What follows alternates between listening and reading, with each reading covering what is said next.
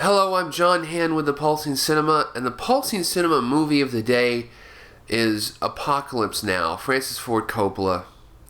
This is a huge film. I mean, what can I say about this movie that's not already been said? Personally, I've always lived with Apocalypse Now. It's always somehow been in my life on the periphery.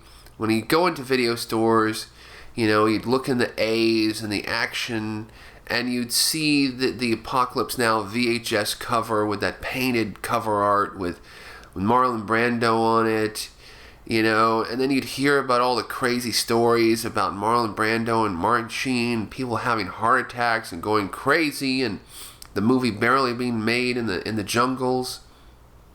Just nuts, crazy. And then I went to high school and college, and I read the story that Apocalypse Now was based on, the Joseph Conrad Heart of Darkness story, and and I got it. It clicked for me. So many people have tried to make Joseph Conrad's Heart of Darkness into a movie. Orson Welles attempted to do it.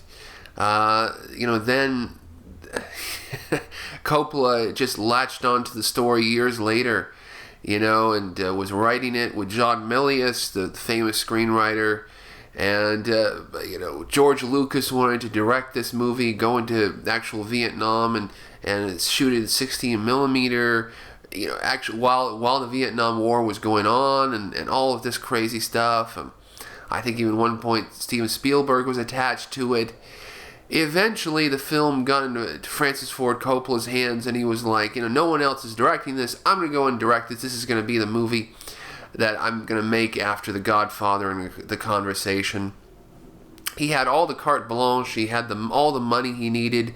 And he described it at the time, just going crazy in the jungle and just creating this film, which is a psychedelic Vietnam War, strange, crazy masterpiece. And it really is like that. It's just this long operatic masterpiece about masculinity and war, and so many things that the movie's about. I just can't even...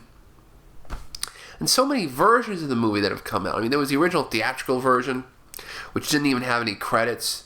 Then for years, there was this work print that circulated that had all these additional scenes, and I had that. I had the work print, and I watched it. A lot of the additional scenes with the Playboy bunnies and the assault on the village. And that, they were, the most interesting thing to me about the work print were the additional scenes, the temp track from the Doors music. Yeah, when the music's over and a lot of Doors music was being used as temp track during the scenes where Martin Sheen is on the boat. And there's all these slow dissolves between these scenes on the boat. But yeah, that was about it for me. And then halfway through the work print, Kurtz's name changes because he was originally called Walter Lilly because Brando wanted a pretty name for this character. Brando was just out of his mind at this time. The commentary track with Coppola really lays it out. It's a very good commentary track. And then there was the Apocalypse Now Redux, which added in a lot of the scenes that were originally in the work print and gussied the film up, and the film was re-released. And I don't like the Redux at all. Yeah, I would really kind of think twice between seeing the Redux theatrically. I don't know. There's some scenes which really shouldn't be seen. They were cut out for a reason, and I think some good reasons. And I guess the beginning, middle, and end of the film is the same, but there's no reason to. But thank God the original theatrical versions are available on Blu-ray and DVD. because they had a great DVD release, the Dossier, which was like this cardboard, like it modeled after the Dossier in the film, but we see the discs inside. I still have that one. That's incredible. And then the Blu-ray has really incredible cover art and what have you. But I love that DVD Dossier version that has both the theatrical version and the Redux in it. Oh my God. Incredible cinematography by the great Italian Storaro, Dean Tavoularis, the production design, building Kurtz's compound in the jungle.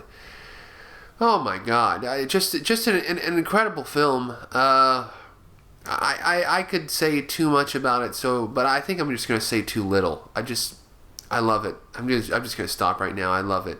Of course, you need to see it. It's like a rite of passage for a film goer. Yeah, I don't have anything witty or neat or anything to say about it. It's just great. It just stands there as a cinematic force.